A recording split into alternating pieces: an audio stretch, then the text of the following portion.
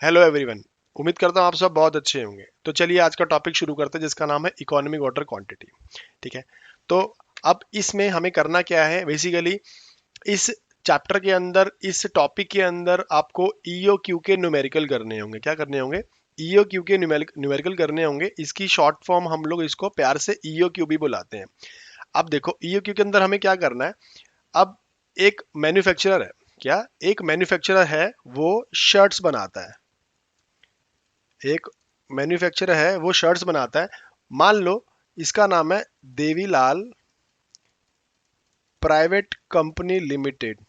ठीक है। ये हमने कंपनी का नाम दे दिया। और ये कपड़े बनाता है, मान लो शर्ट बनाता है, और शर्ट बहुत फेमस ब्रांड है इसका। ये शर्ट्स बनाता है। तो ये शर्ट बनाता है तो ये देखता है ऑन एन एवरेज पूरे साल में इसकी कितनी शर्ट्स बिकती हैं। ऑन एन एवरेज पूरे साल में इसकी कितनी शर्ट्स बिकती हैं, तो ये शर्ट्स कस्टमर को बेचेगा।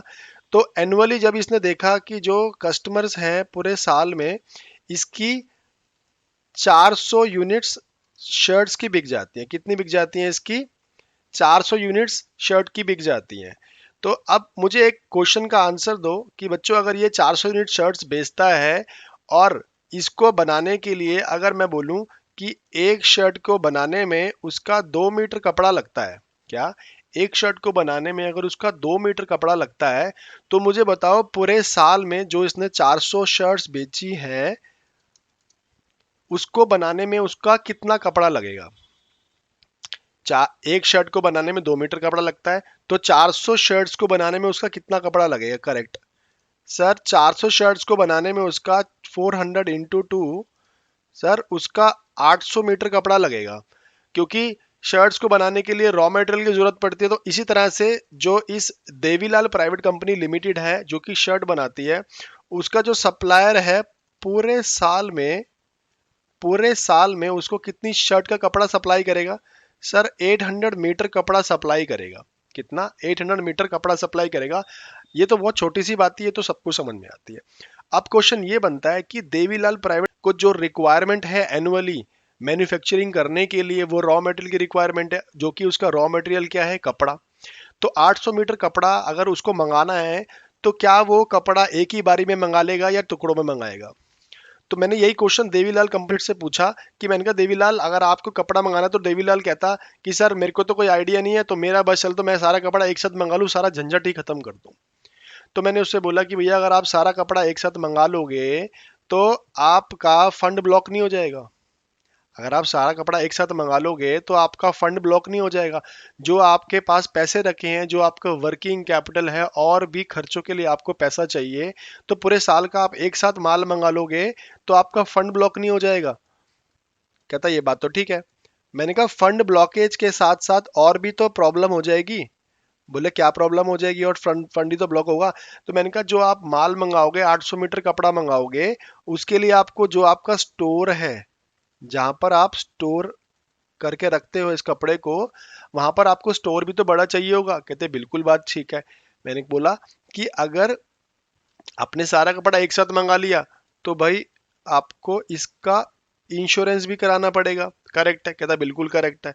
मैंने कहा अगर आपने जो फंड ब्लॉक करा है, और यदि आप उस फंड को किसी और जगह लगा देते, मान लो कुछ छोटी क्वांटिटी मंगा लेते, 200 मंगा लेते, 300 मंगा लेते, तो आप जो फंड ब्लॉक करके आपने रखा है, तो आप इस फंड को अगर आप इन्वेस्ट कर देते या बैंक में डाल देते उतने समय के लिए, जब तक रिक्वायरमेंट नहीं थी उस फंड की, तब तक आपको इंटरेस्ट नहीं मिलता।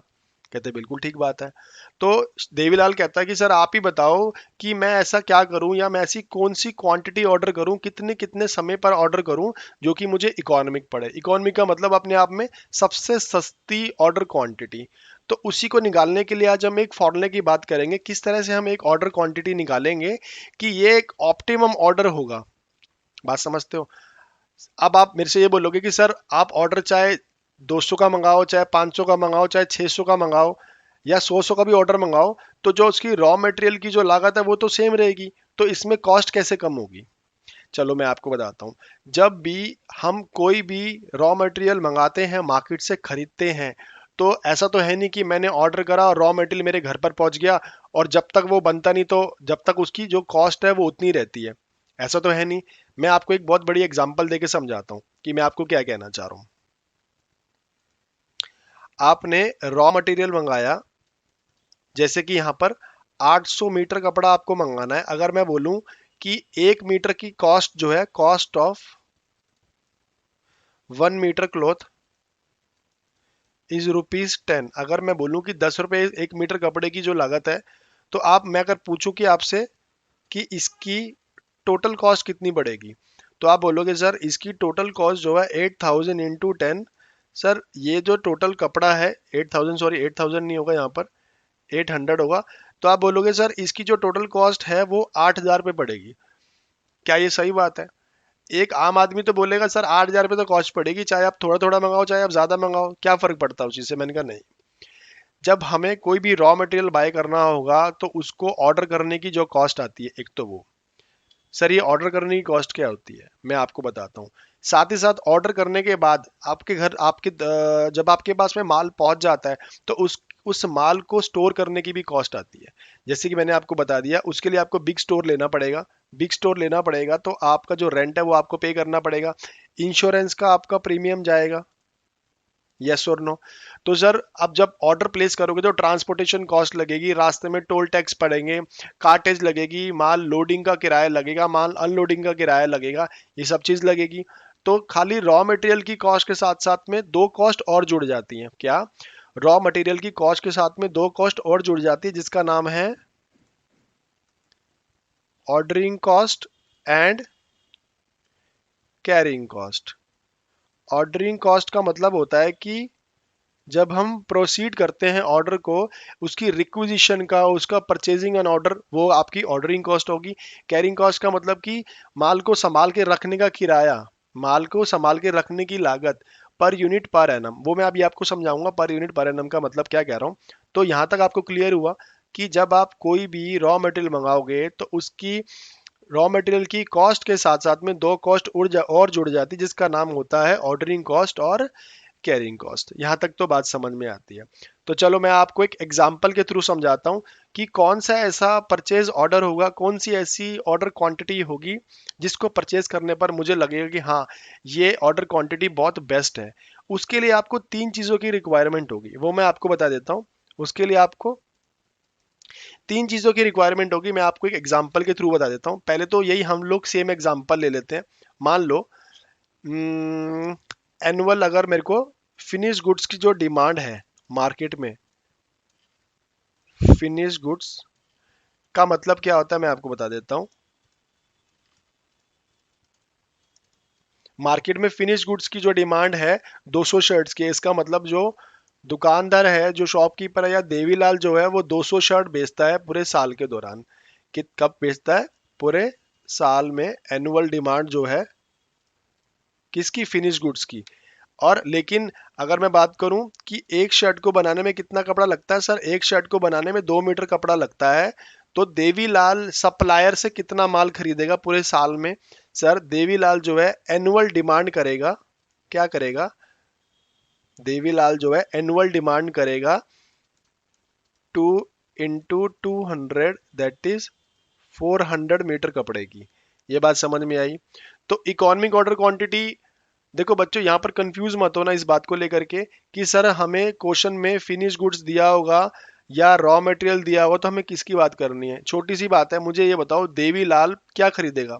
देवीलाल क्या खरीदेगा हम उसकी बात करेंगे, देवीलाल क्या बेचेगा हमें उस ऑर्डर क्वांटिटी से मतलब नहीं है। वो सिर्फ हमें इसलिए चाहिए होता है ताकि हम उसकी एनुअल डिमांड निकाल सकें कि उसको कितना रॉ मटेरियल खरीदना है, सिंपल।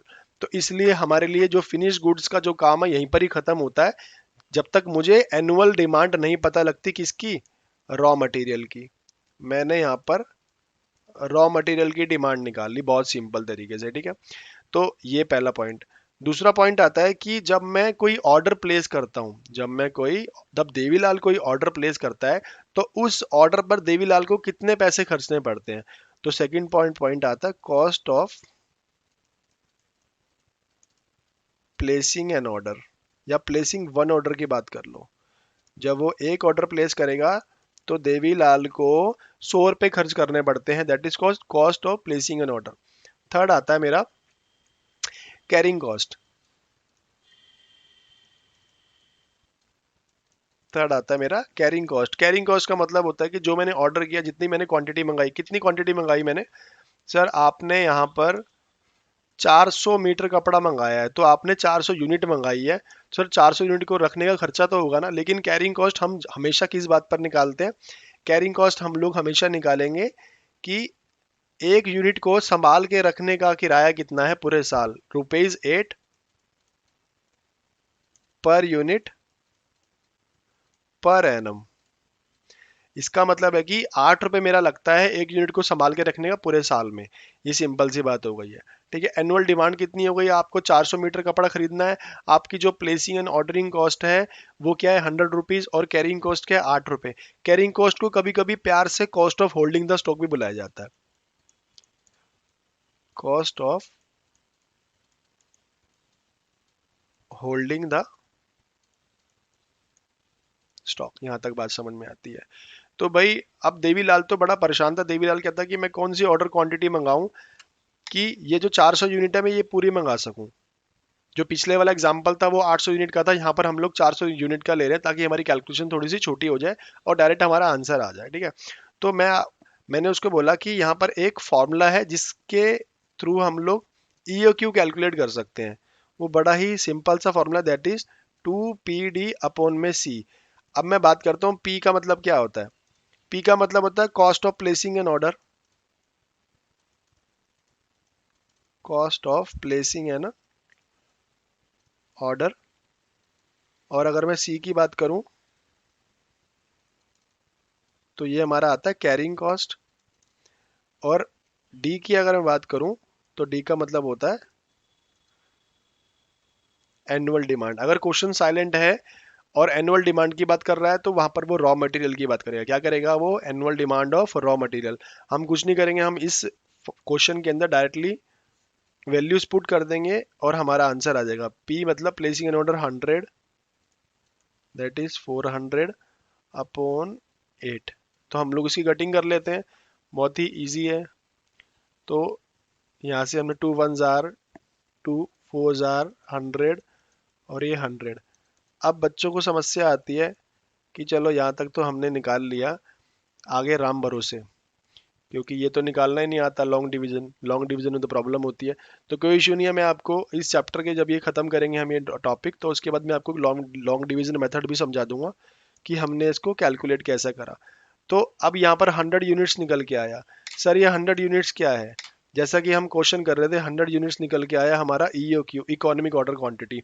मेरे को पूरे साल में 400 यूनिट्स खरीदनी है, लेकिन अब मैं एक बारी में 100 यूनिट मंगाऊंगा। सर 100 यूनिट मंगाओगे तो आपको प्रूफ भी देना पड़ेगा सर कि आप 100 यूनिट मंगाओगे तो आपको पूरे साल में ये जो टोटल कॉस्ट आएगी वो सबसे सस्ती पड़ेगी। तो चलो आज हम थोड़ी थोड़ी बातें और कर लेते हैं। हो सकता है वो आपके आउट ऑफ कोर्स हो, क्लास 12th एंटरप्रेन्योर, लेकिन बाकी बच्चों के लिए, बाकी जो सब्जेक्ट्स हैं, बाकी जो क्लासेस हैं उनके लिए बहुत इंपॉर्टेंट है।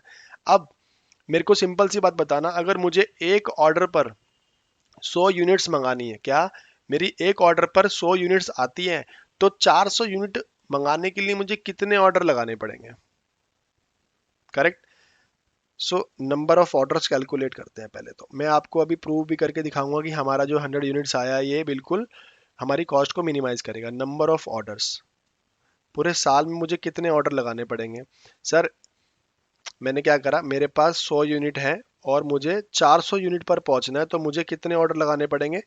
4 ऑर्डर लगाने पड़ेंगे। सर आपने ये तो डायरेक्ट कैलकुलेट कर दिया, कुछ फॉर्मूला तो बताओ। चलो मैं आपको फॉर्मूला बताता हूँ। फॉर्मूला होता है आपका एनुअल डिमांड अपॉन में ईओक्यू। एनुअल डिमांड आपकी कितनी थी? 400, और आपका ईओक्यू कितना था? 100। तो वैल्यू क्या निकल के आई? सेम। वैल्यू क्या निकल के आई? सेम 4। करेक्ट। चलो ये पॉइंट भी हो गया, सबको समझ में आती है। मुझे पूरे साल में 4 ऑर्डर लगाने पड़ेंगे। तो मुझे ये बताओ कि मुझे अगर टोटल ऑर्डरिंग कॉस्ट निकालनी पड़े तो वो क्या बनेगी? टोटल ऑर्डरिंग कॉस्ट निकालने के लिए आपको ये पता होना चाहिए कि आपकी जो कॉस्ट पर ऑर्डर है वो कितनी है। आपकी जो कॉस्ट पर ऑर्डर थी वो ₹100 थी, और आपको पूरे साल में 4 ऑर्डर लगाने हैं। आपको पूरे साल में 4 ऑर्डर लगाने हैं, तो आपकी पूरे साल की जो ऑर्डरिंग कॉस्ट है, टोटल ऑर्डरिंग कॉस्ट एनुअली, वो आपकी हो जाएगी 400। सर एक काम करो, मेरे को ये बताओ, पूरे साल में जो मैं रॉ मटेरियल खरीद के लाया था उसकी कैरिंग कॉस्ट कितनी आएगी। तो कैरिंग कॉस्ट हम लोग एवरेज बेसिस पर निकालते हैं, इसके लिए एक फॉर्मूला होता है। तो वो फॉर्मूला हमारा हाफ इंटू ई ओ क्यू इंटू सी। तो हाफ इंटू ई ओ क्यू हमारा कितना आया, 100 आया। और सी कितना, हमारा कैरिंग कॉस्ट कितना था, हम देख लेते हैं। हमारा कैरिंग कॉस्ट था ₹8। तो मैंने जब इसको कट करा तो सर देखा, कमाल है, कमाल है। ये जो हमारी टोटल ऑर्डरिंग कॉस्ट है और ये जो कैरिंग कॉस्ट है, ये तो दोनों इक्वल आ गई। जी हाँ, अगर आपके ये दोनों कैरिंग कॉस्ट और टोटल ऑर्डरिंग कॉस्ट इक्वल आ जाती है, ये वो पॉइंट है जो आपका इकोनॉमिक ऑर्डर क्वांटिटी का जो क्वेश्चन है बताएगा कि बिल्कुल करेक्ट है। लेकिन हम तो यहाँ पर प्रूफ मांगते हैं सर। आप हमें ये बताओ कि जो आपने 100 की क्वांटिटी निकाली है सबसे सस्ती कैसे है। चलो मैं आपको बताता हूँ। अब आप मुझे सब बताओगे, जो टोटल कॉस्ट है रॉ मटेरियल मंगाने की, उसमें एक तो रॉ मटेरियल की कॉस्ट होगी, परचेज पर यूनिट होगा, ऑर्डरिंग कॉस्ट होगी और कैरिंग कॉस्ट होगी, ठीक है। अब मैं आपकी परचेज कॉस्ट की बात करूं, तो आपने कितनी क्वांटिटी मंगाई सर, क्वांटिटी इनटू रेट। मैंने जितनी क्वांटिटी मंगाई उसका रेट से मल्टीप्लाई किया, प्लस टोटल ऑर्डरिंग कॉस्ट कितनी है मेरी, टोटल कैरिंग कॉस्ट कितनी है, ठीक है। तो अब आप ऊपर क्वेश्चन में देख लेते हैं हम लोग फिर से ऊपर जा करके कि मेरी क्वांटिटी कितनी थी और उसका परचेज प्राइस कितना था। सर हमने यहाँ पर क्वांटिटी तो लिख ली थी 400 यूनिट्स की, ठीक है, लेकिन जो परचेज प्राइस था वो नहीं लिखा था हमने। चलो कोई बात नहीं, हमने नहीं लिखा तो हम लोग अब यहाँ पर लिख लेते हैं। जो परचेज प्राइस था पर यूनिट कि 1 मीटर कपड़ा मंगाने का जो प्राइस था, मान लो यहाँ पर 5 था, कितना था मेरा, 5 था। तो उसके बिहाफ पर हम लोग यहाँ पर कैलकुलेट कर लेते हैं कि क्वांटिटी कितनी मंगानी है मेरे को पूरे साल में। यह ध्यान रखना, पूरे साल की बात कर रहा हूँ मैं। सर पूरे साल में मुझे 400 क्वांटिटी मंगानी है और रेट कितना रखना है, ₹5। चलो ठीक है। सर मेरी टोटल ऑर्डरिंग कॉस्ट निकल के आई क्या, हाँ निकल के आ गई, हमने ऊपर कैलकुलेट कर ली थी, दैट इज 400।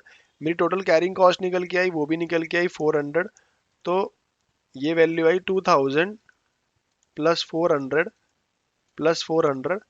तो यहाँ पर देखा कि मेरी जो वैल्यू निकल के आई वो निकल के आई ₹2800। इसका मतलब है कि पूरे साल में मैं ₹2800 खर्चा करूंगा 400 यूनिट मंगाने पर, ठीक है। ये मेरा ये मेरी मिनिमम कॉस्ट है। वो कैसे, वो हम लोग देख लेते हैं।